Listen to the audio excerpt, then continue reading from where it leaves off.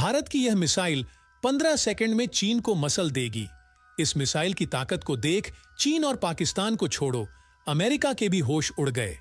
भारत के हाथ लगी ऐसी दुर्लभ तकनीक अब फाइटर जेट हो या मिसाइल बन जाएंगे खूंखार आत्मघाती। अब भारत दुश्मनों पर समुद्र से भी कर सकेगा। War submarine launch cruise missile ने पूरी दुनिया में मचाया अपना तांडव। अब टाटा नहीं, महिंद्रा डिफेंस सेक्टर में मचाने जा रहा है। बवंडर आत्मनिर्भरता की ताकत ने रूस को भी हिला डाला। जी हां दोस्तों, इस समय भारत डिफेंस सेक्टर में बड़ा बदलाव करने के लिए बड़े शिद्दत से जुट गया है। डिफेंस सेक्टर को पूरी तरह से आत्मनिर्भर बनाने के लिए प्राइवेट एरोस्पेस कंपनियों की एंट्री दनादन हो रही है, जो कि डीआरडीओ को भी पीछे छोड़कर डिफेंस सेक्टर में ऐसी ऐसी टेक्नोलॉजी डेवलप करना शुरू कर दिए हैं कि चीन, रूस और अमेरिका सभी के होश उड़ गए हैं। दोस्तों, जैसा कि हम सबको पता है कि रूस, चीन, अमेरिका, जापान और फ्रांस, ये सभी कंट्रीज डिफेंस सेक्टर में पूरी तरह से आत्मनिर्भर है।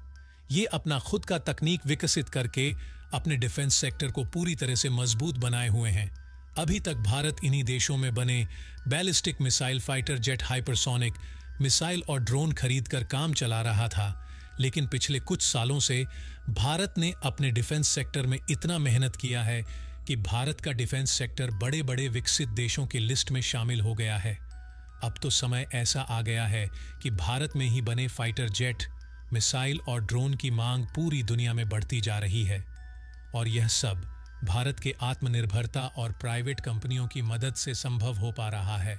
सबसे हैरान करने वाली बात तो यह है कि जहां रूस और फ्रांस जैसे फाइटर जेट और मिसाइल बनाने में माहिर देश भारत को तकनीक ट्रांसफर करने से मुकर जाते थे, भारतीय वैज्ञानिक के साथ काम करने से हिचकिचा थे, आज हालत यह हो गई है कि तकनीक ट्रांसफर तो दे ही रहे हैं, साथ ही साथ भारत में जॉइंट वेंचर भी एस्टेब्लिश करने के लिए तैयार हो गए हैं। इससे आप अंदाजा लगा सकते हैं कि भारत की ताकत कितनी बढ़ गई है।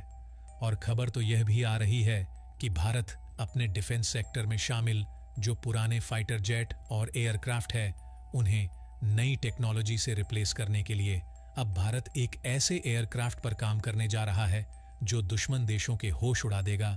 और भारत की इस तरह बढ़ती ताकत को देखकर चीन और पाकिस्तान टेंशन में आ गए हैं।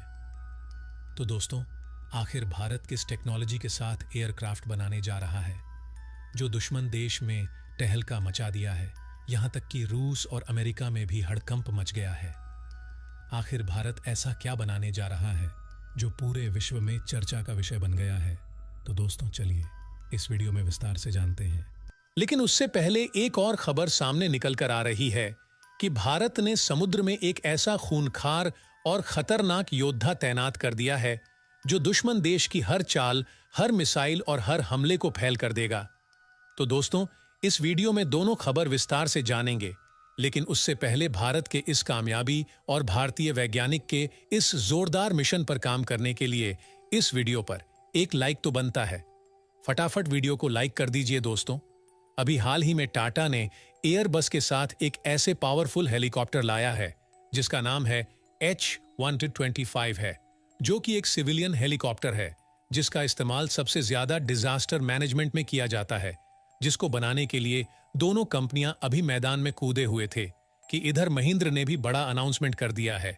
डिफेंस सेक्टर को लेकर देखा जाए तो अब टाटा और पर कंपटीशन बढ़ गया है, और देखा जाए तो इस कंपटीशन से हर हाल में डिफेंस सेक्टर को ही फायदा होने वाला है, क्योंकि बढ़ते कंपटीशन की वजह से यह कंपनियां एक दूसरे से बेहतर काम करने के लिए तत्पर हो जाएंगी और इससे एक नई टेक्नोलॉजी का आविष्कार होगा। दोस्तों, टाटा और महिंद्र ही नहीं, भारत की कई दिग्गज कंपनियां डिफेंस सेक्टर में अपना अस्तित्व बढ़ाने की दिशा में लगातार काम कर रही हैं। देखा जाए तो कई बड़ी कंपनियां देश को सशक्त बनाने के लिए इस सेक्टर में पहले से ही मौजूद है।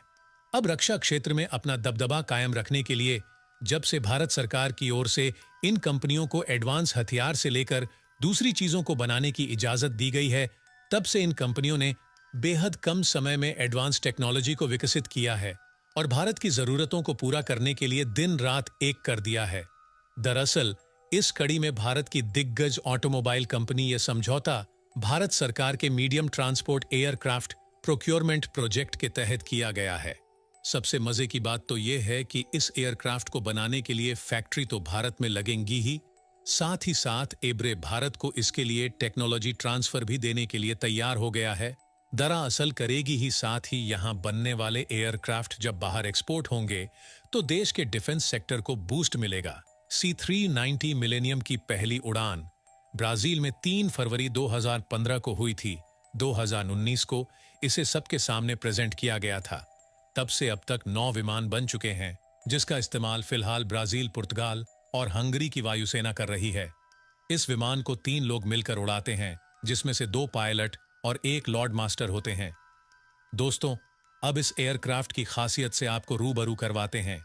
जब आप इसकी खासियत सुनेंगे तो आप भारतीय होने पर गर्व करेंगे और आप यही कहेंगे कि भारतीय डिफेंस सेक्टर में इसे शामिल करने का जो विचार बनाया है बहुत अच्छा है। दुश्मन देश चीन और पाकिस्तान को इससे बड़ा सबक मिलेगा। दरअसल दोस्तों, यह multi mission C-390 millennium medium size transport aircraft की लंबाई 115.5 फीट है और ऊंचाई 38.7 फीट है और इसका विंग स्पैन 115 फीट है। इस विमान में एक बार में 23,000 किग्रा फ्यूल आता है, जो इसे पूरे साजो सामान के साथ एक बार में 5,020 किमी की रेंज तक उड़ान भरने की ताकत देता है। इसकी मैक्सिमम स्पीड 988 किमी प्रति घंटा है।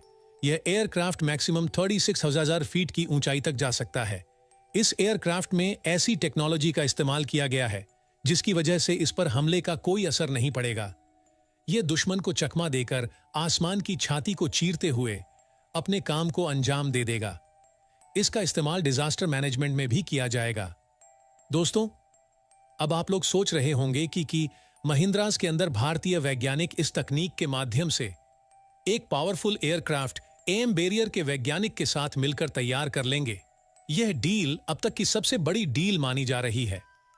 खैर, भारत की पूरी कोशिश है कि दुनिया में ज्यादा से ज्यादा इस्तेमाल होने वाले उपकरणों का निर्माण भारत में हो। सरकार इसके लिए प्राइवेट कंपनियों को इंसेंटिव भी दे रही है। वहीं मोदी सरकार का सपना है कि भारत के हर नागरिक को 100% मेक इन इंडिया के तहत हर चीज को अवेलेबल कराया जाए। दोस्तों, दूसरी खबर यह है कि जल्द ही भारत दुश्मनों पर समुद्र से भी वॉर कर सकेगा। इसके लिए अगले महीने ईस्ट कोस्ट पर सबमरीन लॉन्च क्रूज मिसाइल यानी SLCM का परीक्षण हो सकता है। इस क्रूज मिसाइल में 500 किलोमीटर दूरी तक वॉर करने की क्षमता होगी। इस सिस्टम को DRDO ने विकसित किया है। भारत में निर्मित सबमरीन के लिए SLCM एक अहम हथियार साबित हो सकती है। इन सबमरीन को प्रोजेक्ट 75 के तहत बनाया जाना है। क्रूज मिसाइलें भविष्य में बनने जा रही रक्षा बलों की रॉकेट आधारित फोर्स में शामिल होंगी। इस फोर्स में छोटी और मध्यम दूरी की बैलिस्टिक मिसाइलें भी शामिल की जाएंगी। इस बीच रक्षा हथियारों में भी नया इजाफा हो सकेगा।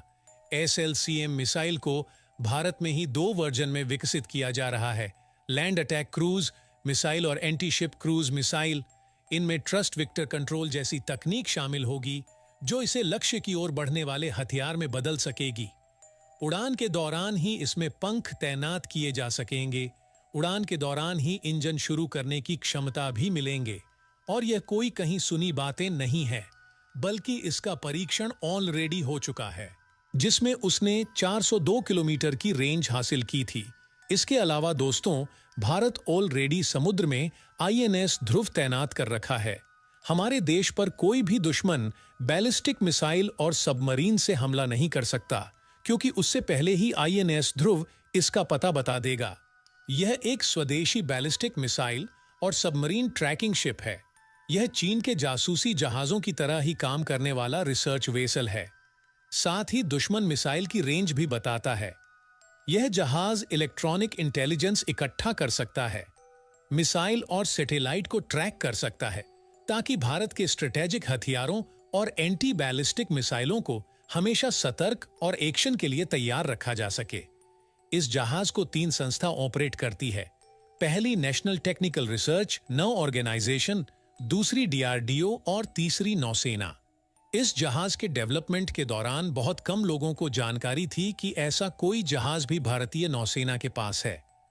तो दोस्तों, आज के वीडियो में बस इतना ही। वैसे आपको क्या लगता है, क्या जल्द से जल्द भारत को अपने डिफेंस सेक्टर को पूरी तरह से आत्मनिर्भर बना लेना चाहिए? बाकी इसके बारे में आपका क्या कहना है, कमेंट बॉक्स में जरूर बताएगा और वीडियो को अंत तक देखने के लिए आपका बहुत बहुत धन्यवाद।